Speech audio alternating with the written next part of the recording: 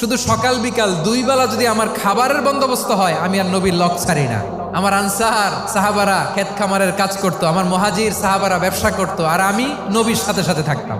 5374টা হাদিস তিনি বর্ণনা করেছেন।